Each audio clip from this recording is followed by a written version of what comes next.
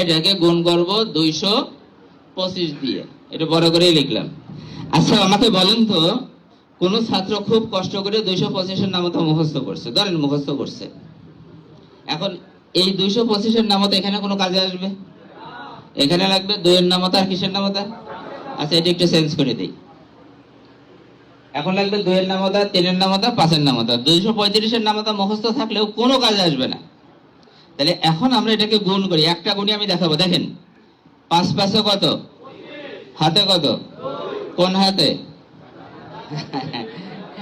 এই জামালপুর মেলানটা আলোচনা করতেছিলাম, আলোচনা শেষে বের হয়েছে, একজন দরজায় দাঁড়া করতেছে যে আচ্ছা বললেন যে হাতে 1 হাতে 2, এটা কোন হাতে থাকবে? এটা কিরকম প্রশ্ন? তা আমি বললাম যে ঠিক আছে, আপনার যেই হাত ফ্রি থাকে আপনি এই হাতে রাখেন, যাই হোক আপনারা ওইভাবে রাখেন। তাহলে 5 5 কত, 25, হাতে কত, 2, তাহলে 5 7 35 আর 2 কত, 37, 5 নং 45, হাতে কত ছিল, 3, তাহলে কত হলো, 48। এই যে ক্রসটা, এটা কিন্তু আমরা অনেক দিন ধরে চেষ্টা করতেছি এটাকে বাদ দেওয়ার জন্য, কিন্তু এখনো কিছু কিছু জায়গা আছে যেখানে এই ক্রসটা বাদ দিতে পারে নাই। এটা গাণিতিক শরীয়ত অনুযায়ী দেওয়া একদম জায়েজ নাই, দিবেন না, একদম দিবেন না।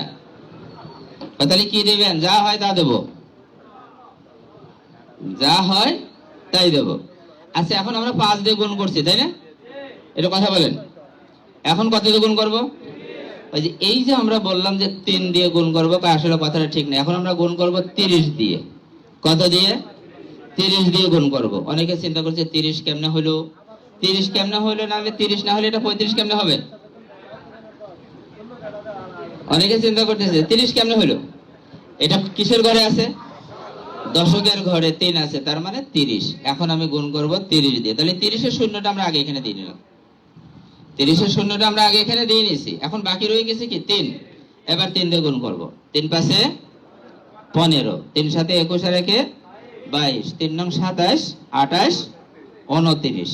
এবার আসেন, এখন গুণ করব 200 দিয়ে। কত দিয়ে? তা আমরা কিন্তু মুখে বলি 2 দিয়ে, কিন্তু গুণ করব কত দিয়ে?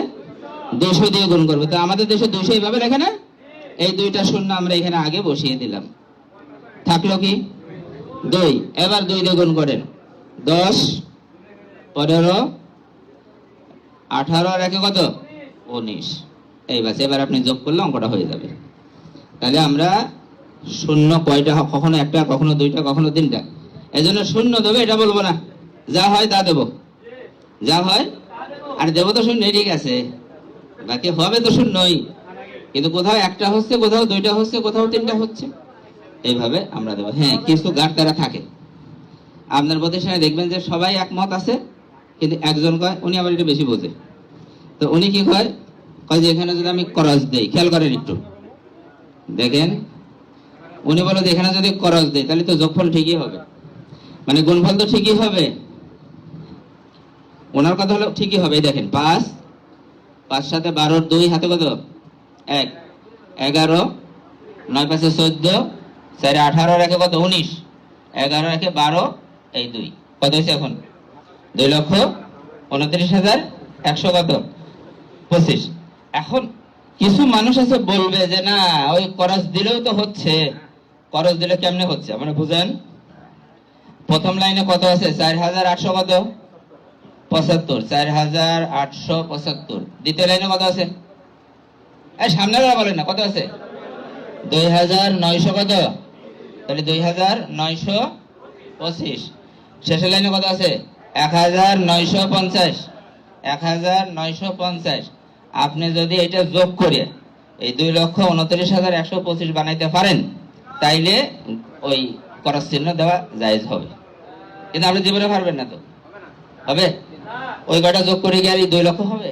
হবে না। সুতরাং আপনি এখানে কোনোভাবেই ক্রস ব্যবহার করবেন না। আপনি যখন শূন্য ব্যবহার করবেন, এই শূন্য, এই শূন্য, এই শূন্য, এবার আপনি এগুলো আলাদা করে নিয়ে যোগ করেন, এটাই হবে, এটাই হবে। এজন্য ক্রস চিহ্ন দিবেন না। কথাটা বুঝে আসছে সবার? আচ্ছা এটা গেল।